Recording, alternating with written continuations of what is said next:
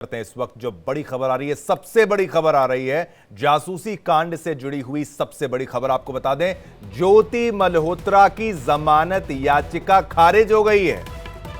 ज्योति मल्होत्रा की जमानत याचिका को खारिज कर दिया गया है। इस वक्त की सबसे बड़ी खबर आपको बताएं, ज्योति मल्होत्रा जासूसी का संगीन आरोप जिस पर है, पाकिस्तान से कनेक्शन का आरोप जिस पर है, लगातार तफ्तीश पड़ताल जिसकी की जा रही है, उसकी जमानत याचिका को खारिज कर दिया गया है।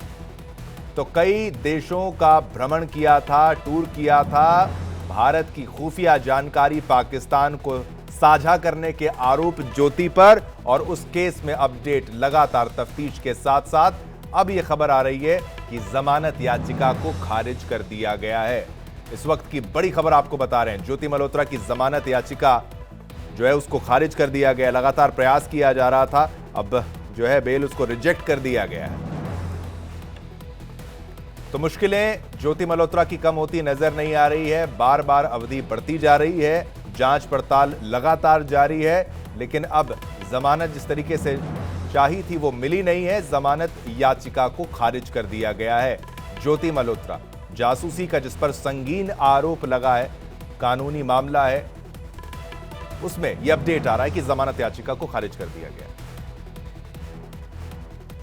अब इसी पर और जानकारी देने के लिए मेरी सहयोगी पलक न्यूज रूम से मेरे साथ लाइव जुड़ चुकी हैं।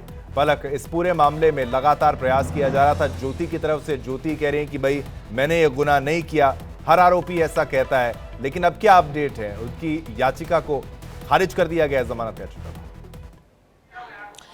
देखिए, कुछ देर पहले शिवम, हम जब कुमार मुकेश जो ज्योति के वकील हैं उनके साथ बात कर रहे थे, तो उन्होंने एक बड़ी महत्वपूर्ण जानकारी दी कि दोनों तरफ से जो है वो पक्ष रखा गया, लेकिन जब उन्होंने अपने पक्ष की जो है वो बात कही, उन्होंने कहा कि मैंने आर्टिकल 20 का जिक्र किया, एविडेंस एक्ट का भी उन्होंने कहा कि मैंने जिक्र किया कि देखिए इस पूरे मेज पे जो आपने FIR ये जो दाखिल की है वही गलत है, कि आप बार बार ज्योति की तरफ से जो बयान दिया गया है वो कह रही है कि मैं स्पाई हूं, तो इसके ऊपर उन्होंने कहा कि हमने सबसे पहले तो आपत्ति उस पर जताई और फिर कहा कि FIR ही गलत है, ये कुमार मुकेश जो उनके वकील है उनकी तरफ से तर्क दिया गया। लेकिन उसके बाद अगर हम बात करें दूसरे पक्ष की, तो जब ये पूरी प्रोसीडिंग्स जब हुई हैं तो दूसरी पक्ष की तरफ से ये बात जो है वह कही गई, क्योंकि पुलिस अभी इस पूरे मामले पर इन्वेस्टिगेट कर रही है। और सबसे बड़ा डेवलपमेंट इस पर यह हो जाता है शिवम कि ज्योति खुद कबूल कर रही है कि वो स्पाई है और उसने खुद मतलब इस पूरे खुफिया जानकारी जो है वो दी है। ये कुमार मुकेश की तरफ से जब हमने फोन पर उनके साथ बातचीत की तो उन्होंने कहा। बिल्कुल, ये बड़ा अपडेट है। आशीष भी मेरे साथ लगातार बने हुए हैं। आशीष लीगल एडिटर हैं हमारे, जानकारी रखते हैं कानूनी दांवपेच की। आशीष, इस पूरे मामले को जरा अगर समझाने का प्रयास करें तो अभी ये पूरी जांच पड़ताल और ये कानूनी प्रक्रिया अब किस स्टेज पर पहुंच चुकी है? क्या कुछ इसमें अपडेट्स के साथ जानकारी आप साझा कर सकते हैं सरल भाषा में, ताकि लोग भी समझ पाए? कि ये पहले से लगभग तय था कि ज्योति को इस मामले में जमानत नहीं मिलेगी, क्योंकि ऑफिशियल सीक्रेट एक्ट की जो धारा 4 और 5 के तहत ज्योति की गिरफ्तारी की है, इसमें नेशनल सिक्योरिटी का भी एंगल है। क्योंकि इस मामले में तफ्तीश लगातार जारी है। 17 ऐसे लोग हैं जो अभी तक गिरफ्तार किए जा चुके हैं ऑपरेशन सिंदूर के बाद से, जिन पर यह आरोप है कि उन्होंने देश की जो सूचनाएं थी उन्होंने पाकिस्तान को पहुंचाई है, गोपनीय सूचनाएं पहुंचाई है। क्योंकि इस तरह के मामलों में जब शुरुआती जांच, प्रारंभिक जांच होती है तो जमानत नहीं मिलती है, अमूमन इस तरह के मामलों में मिलती नहीं है। चार्जशीट फाइल होने के बाद फिर मुझे लगता है कि ज्योति के पास एक विकल्प हो सकता है कि ज्योति चाहे तो इस मामले में जमानत अर्जी जो है वो आगे दाखिल कर सकती है, लेकिन जब तक चार्जशीट फाइल नहीं होती है तब तक बहुत कम उम्मीद है। हालांकि इस फैसले को वो हाईकोर्ट में चुनौती दे सकती हैं, विकल्प उनके पास सुप्रीम कोर्ट का भी रहा होगा। ज्योति की तरफ से अदालत में क्या बातें कही गई हैं, एक बार पहले उस पर हम गौर कर लेते हैं। पहली बात, ज्योति ने यह कहा कि अभी तक उनके खिलाफ कोई भी एविडेंस जो है वो बरामद नहीं किया गया है। दूसरी अहम बात कि जो ज्योति पर यह आरोप है, जिसमें ज्योति को लेकर यह कहा गया है कि उन्होंने गोपनीय जानकारी जो है वो पाकिस्तान तक, ISI तक पहुंचाई है, वो जानकारी को लेकर अभी तक कोई ठोस एविडेंस अदालत में पेश नहीं किया गया है। तीसरी अहम बात, उनके लैपटॉप की जो जांच हुई, उनके मोबाइल फोन की जो जांच हुई, उससे भी बहुत कुछ अभी तक नहीं मिला है। चौथी अहम बात, अदालत का एक रूल है कि बेल इज राइट है और जो जेल है वो एक्सेप्शन होता है, यानी जमानत नियम है और जेल में रहना अपवाद होता है। इसके तहत उन्होंने याचिका दाखिल की थी। अब हम डिफेंस पर आते हैं, रिस्पोंडेंट पर आते हैं कि उन्होंने क्या कुछ कहा। जांच एजेंसी की तरफ से यह कहा गया कि इस मामले की जांच जारी है। दूसरा, जो ज्योति पर आरोप लगे हैं वो बेहद गंभीर है। तीसरी अहम बात कि ज्योति ने जिन जिन लोगों से बातचीत की है या फिर ज्योति जिन लोगों के संपर्क में थी, उन सबकी बारे में तफ्तीश जो है वो की जा रही है। चौथी अहम बात कि जब से ज्योति की गिरफ्तारी हुई है, इस मामले में कई कड़ियां ऐसी थी जो अब सुलझती हुई नजर आ रही हैं, यानी कई लोगों की गिरफ्तारी हो चुकी है। पांचवी अहम बात कि अगर ज्योति को यहां पर किसी भी तरीके की जमानत दी जाती है तो वो सबूतों के साथ छेड़छाड़ कर सकती है।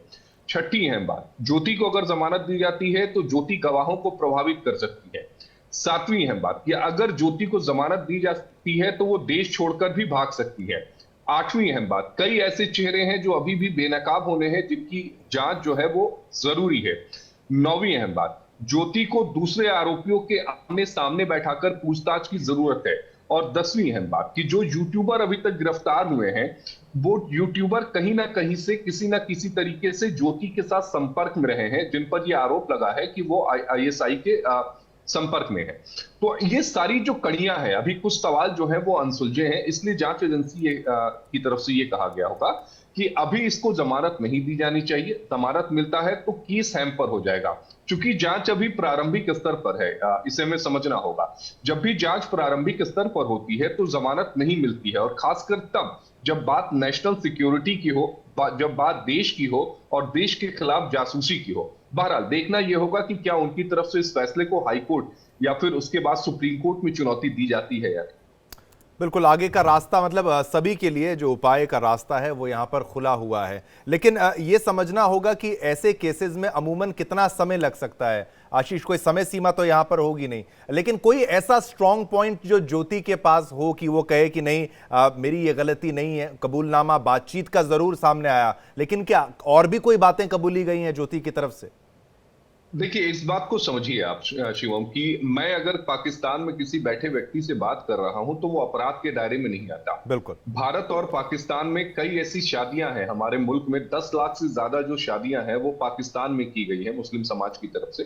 तो वो लगातार पाकिस्तान के साथ संपर्क में रहते हैं। लेकिन यहां पर बातचीत पाकिस्तान में रहने वाली आवाम से नहीं है।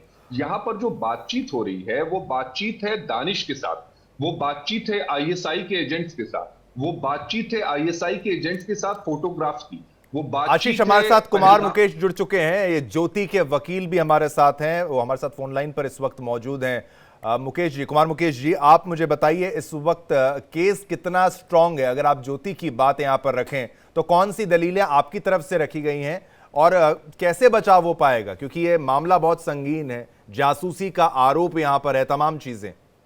कुमार जी। सबसे बड़ी दलील तो यही है कि पुलिस के पास अभी कोई सबूत नहीं है कि जो बोल रहे हैं कि जिनसे बात कर रहे हैं वो पाक के नागरिक नहीं है, वो पाक के जासूस है। पुलिस के पास क्या सबूत है इन चीजों का? वो तो आप और मैं बात कर रहे हैं, आप और मेरे में भी किसी को जासूस बना देंगे। कहने से क्या होता है? सबूत होना चाहिए ना। कोर्ट सबूत मांगती है। अभी तक कोर्ट फाइल के अंदर कोई सबूत ऐसा नहीं है। आज भी पुलिस कोई पेश नहीं कर पाई ऐसा सबूत। लेकिन ये मामला ऐसा, धाराएं ऐसी लगा रखी है, इसलिए वेल डिक्लाइन हुई है। कुमार जी, जब ये पाकिस्तान की इनकी वीडियोस देखी जाती हैं तो वहां पर देखा जाता है कैसे वहां पर लोकल पुलिस वाले इनको चाय ऑफर करते हैं, इनको प्रोटेक्शन दी जाती है, इनकी इतनी खातिरदारी वहां पर की जा रही है। कुछ सबूत तो ओपन प्लेटफॉर्म पर है। हाँ, इसी का जवाब देता हूँ मैं। पहले तो आपको ये क्लियर होना चाहिए कि करतारपुर साहिब में जब हिंदू जत्था जाता है वहां दर्शन करने के लिए, तो पाकिस्तान के लिए वो एक प्रेस्टीज का इशू होता है कि उस जत्थे के साथ कुछ ना हो जाए, तो उसके लिए उनको पूरी सिक्योरिटी दी जाती है। मैंने तो यहाँ तक सुना है अगर वो जत्था किसी मार्केट में जाता तो उस मार्केट के अंदर वहाँ पाकिस्तान के नागरिकों की एंट्री बैन हो जाती है, क्योंकि वो बड़ा सेंसिटिव इशू है ये। और दूसरा, इसलिए वहाँ सिक्योरिटी उनके साथ रहती है। दूसरा, आपके रिपोर्टर भी जब जहाँ जाते होंगे तो पीछे ना, कैमरे के पीछे लोग रूटीन में आते हैं कि हमारी फोटो आ जाए, हमारी फोटो आ जाए। तो रूटीन में ये तो एक चार्म है, मीडिया का लोगों में चार्म है, तो कोई भी आ सकता, कोई चाय भी दे सकता है। इसका मतलब ये थोड़ी जासूस हो गया। आप लेकिन चाय पकड़ाइए, उसको बुलाइए ना, उससे बात करिए तो पता लगेगा ना सच्चाई का। तो ये तो एक तरफा बात हो रही है। एक बात ये बताइए कि दानिश से लगातार कुमार जी संपर्क में रहना और फिर वहां जाना, इनवाइट इनको करना, ज्योति ठीक है? दानिश वाली बात मैं बता रहा हूँ। दानिश को इंडियन गवर्नमेंट ने 13 मई 2025 को पर्सनल नोट ग्राटा घोषित किया। उससे पहले दानिश से मिलना कोई गैरकानूनी था तो बताइए। क्योंकि दानिश से जिनको पाकिस्तान जाना था, जिनका वीजा नहीं लग रहा, कि क्या प्रॉब्लम आ रही है, उसके दानिश को अपॉइंट किया हुआ था।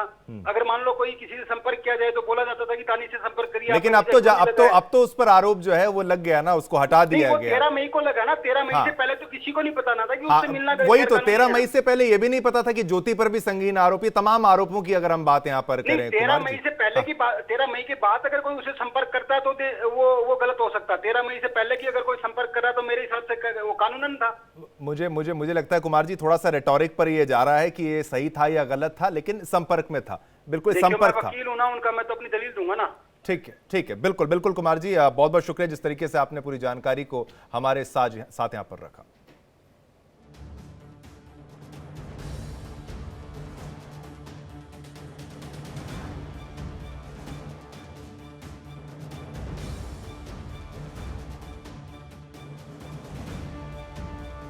सोशल मीडिया पर मुस्कान बिखेरने वाली इस लड़की को देखिए। ये है ज्योति मल्होत्रा, फेमस ट्रैवल व्लॉगर, लाखों की फैन फॉलोइंग, देश विदेश की सैर और कैमरे पर पाकिस्तान की तारीफें।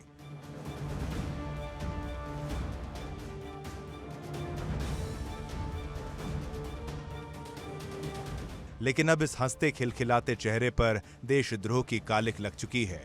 हरियाणा पुलिस ने ज्योति को पाकिस्तान के लिए जासूसी करने के आरोप में गिरफ्तार कर लिया है। बताया गया कि ज्योति पाकिस्तान हाई कमीशन में तैनात खुफिया एजेंट दानिश के संपर्क में थी। वही दानिश जिसे भारत सरकार ने हाल ही में पर्सोना नॉन ग्रांटा घोषित करके देश से बाहर निकाल दिया।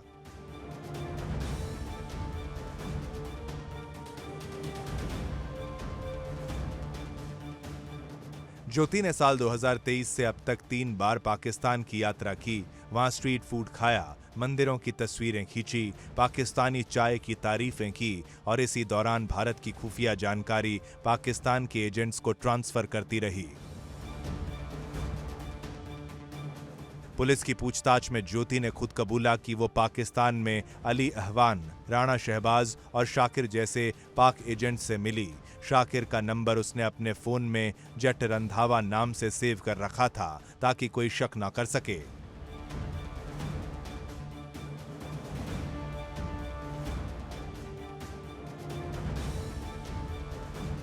ज्योति ने न सिर्फ पाकिस्तान की जमीन पर भारत की छवि को खराब किया, बल्कि व्हाट्सएप, स्नैपचैट और टेलीग्राम के जरिए संवेदनशील सूचनाएं भी पाकिस्तानी एजेंसियों को दी।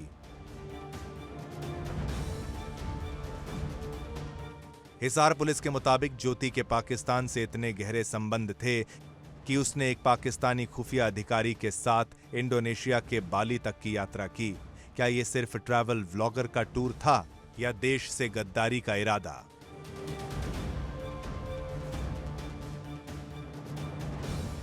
तैतीस साल की ये युवती कभी एक प्राइवेट कंपनी में नौकरी करती थी, कोविड के बाद ट्रैवल व्लॉगर बनी, फिर कभी दुश्मन देश की एजेंट बन गई, किसी को भनक तक नहीं लगी।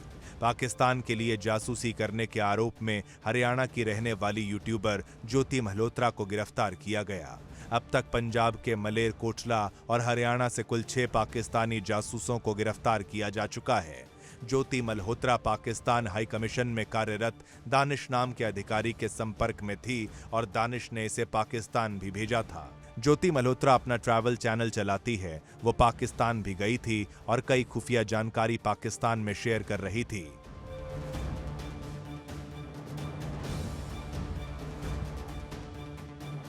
सवाल यह है कि क्या लाखों फॉलोअर्स होने से कोई देशभक्त हो जाता है?